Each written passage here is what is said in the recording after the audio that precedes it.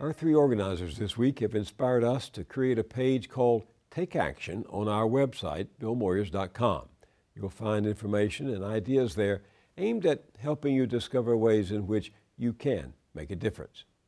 As a faithful viewer of this broadcast, you know that over the years we've been reporting on how power is monopolized by the powerful, how corporate lobbyists, for example, far outnumber members of Congress, and how the politicians are so eager to do the bidding of donors that they allow those lobbyists to dictate the law of the land and make a farce of democracy.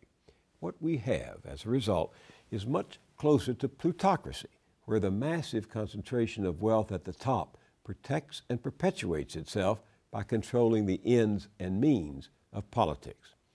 Here's the latest case in point. The airwaves belong to all of us, right? They're part of the commons that, in theory, no private interest should be able to buy or control. Nonetheless, government long ago allowed television and radio stations to use the airwaves for commercial purposes. He likes it! Hey, Mikey! The advertising revenues have made those companies fabulously rich. But part of the deal was that in return for the privilege of reaping a fortune, they would respect the public interest in a variety of ways, including covering the local news important to our communities. If they didn't, they would be denied their license to use the airwaves at all. Alas, over the years, through one ruse or another, the public has been shafted. I read just the other day of a candidate for office in a Midwest state who complained to the general manager of a TV station that his campaign was not getting any news coverage. "You want coverage?" The broadcaster replied, "Buy some ads, and then we'll talk." That pretty well sums up the game. But hold your nose. It gets worse. The media companies and their local stations, including Goliaths like CBS and Rupert Murdoch's News Corp, stand to pull in as much as $3 billion this year from political ads. Yes, $3 billion. And most of that money will pay for airing ugly, toxic, negative ads that use special effects, snide jokes, and flat-out deception. Rick Santorum on the economy. I don't care what the unemployment rate's going to be. To take us to the lowest common denominator of politics. The FCC, the Federal Communications Commission, which is supposed to make sure the broadcasters don't completely get away with airwave robbery, the FCC has proposed to the broadcasting cartel that stations post on the web the names of the billionaires and front organizations paying for those campaign ads. That's all. Give citizens access online to find out quickly and directly who's buying our elections. Doesn't seem like an unreasonable request, given how much cash the broadcasters make from the free use of the airwaves. But the broadcasting industry's response has been a simple, declarative, dismissive, not on your life. Speaking on their behalf, Robert McDowell, currently the only Republican commissioner on the FCC, said the proposal is likely to be a jobs destroyer by distracting station employees from doing their regular work.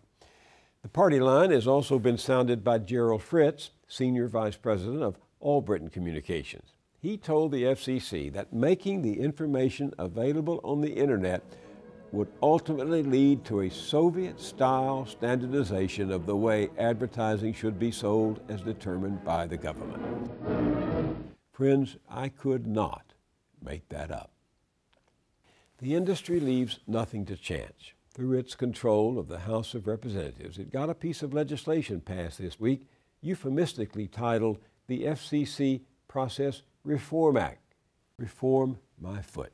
Not only does the bill remove roadblocks to more media mergers, further reducing competition, it would subject every new rule and every FCC analysis of that rule to years of paperwork and judicial review, enabling the industry's horde of lawyers and lobbyists to throw sand in the works at every opportunity, as one expert puts it.